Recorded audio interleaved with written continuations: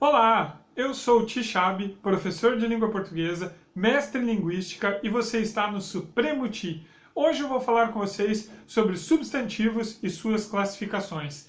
Antes, não se esqueça de curtir e compartilhar o vídeo e se inscrever no canal. A gente se vê depois da vinheta.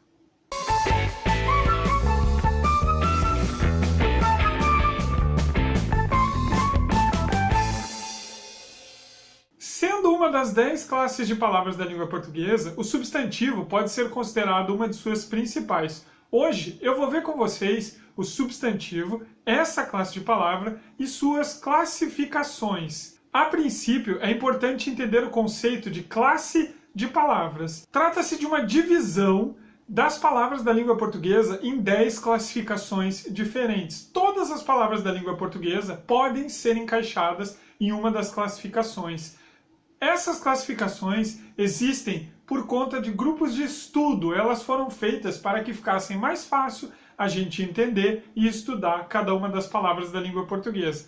Antes da gente começar o estudo sobre substantivos, é importante vocês saberem que estamos falando de palavras e não de coisas. As 10 classes de palavras da língua portuguesa são substantivo, adjetivo, pronome, artigo, numeral, verbo, advérbio, conjunção, preposição e interjeição. Com o tempo, eu falo de todas elas. Hoje a gente vai se focar apenas no substantivo e suas classificações primárias. A princípio, é importante entender o conceito de substantivo. Substantivo é uma palavra e não uma coisa. Tem que ter em mente isso. Estou falando de palavras. Substantivo é uma palavra que dá nome aos seres.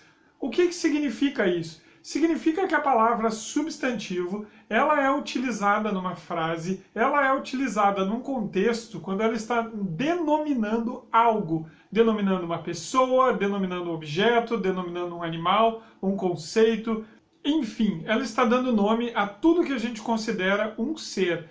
Além disso, os substantivos possuem flexões, sendo a flexão de gênero, na língua portuguesa a flexão de gênero é masculino e feminino, a flexão de número, na língua portuguesa a flexão é singular, um objeto, plural, mais de um, e a flexão de grau. Nós temos aí basicamente o grau aumentativo e o grau diminutivo. O substantivo possui tais flexões. O substantivo ainda pode ser classificado em relação ao que ele faz referência ou o sentido que expressa, e também pode ser classificado de acordo com a sua estrutura, sua formação. Desta forma, nós temos uma classificação em próprio comum, concreto abstrato, simples e composto, primitivo ou derivado.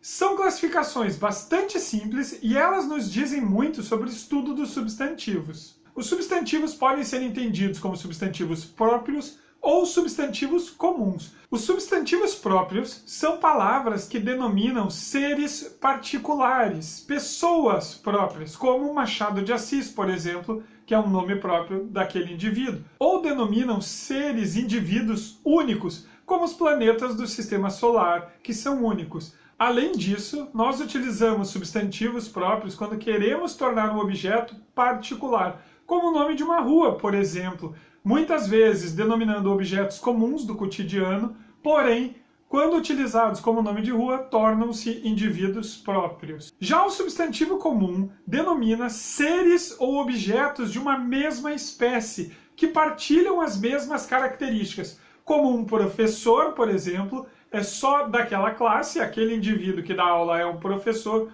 ou animais em geral, o leão, o gato, o cachorro, são substantivos comuns. A classificação de concreto e abstrato, por sua vez, está relacionada à existência do substantivo. Quando nós utilizamos a palavra para denominar um objeto de existência independente, que não precise de outros seres para existir, estamos falando de um substantivo concreto, como, por exemplo, o sorvete ou a moto. São substantivos de existência independente. Eles existem independente da nossa existência ou da nossa crença na existência deles. Cuidado com uma pegadinha nessa questão. Substantivos concretos são substantivos que possuem existência independente em relação a outros seres, ou seja, são palavras que denominam seres de existência própria. Isso quer dizer que eles podem ser reais ou imaginários, desde que dentro de seu universo sua existência seja independente.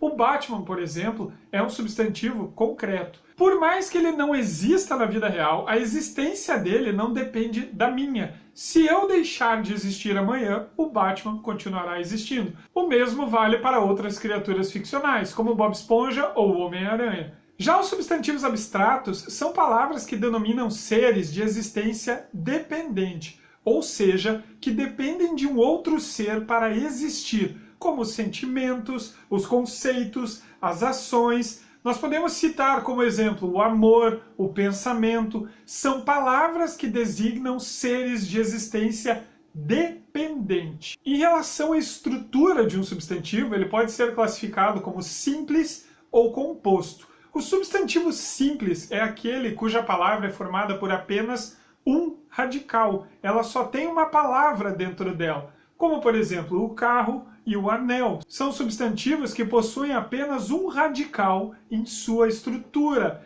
Em contrapartida, o substantivo composto se refere a palavras com mais de um radical em sua estrutura, como o sabre de luz no filme de Star Wars. A gente tem uma palavra que designa uma arma, sabre de luz, composto por mais de um radical. O mesmo vale para o beija-flor e o guarda-chuva. São palavras que designam um único ser, porém possuem mais de um radical em sua estrutura. E por fim, em relação à estrutura da palavra, nós temos os substantivos primitivos e os derivados. Os primitivos se referem a palavras que não são formadas a partir de outras palavras, como por exemplo a pedra e o ferro. São palavras que dão origem a outras palavras e não se originaram de outras. Ferro, pedra, pão. Em contrapartida, o substantivo derivado é um substantivo que vem a partir de uma outra palavra, como por exemplo o pedreiro, derivado de pedra, ou a ferradura e o ferreiro, que são derivados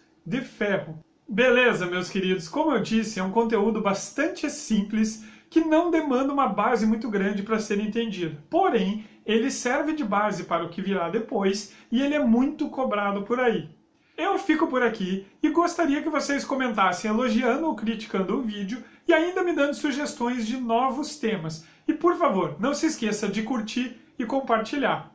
Falou, valeu!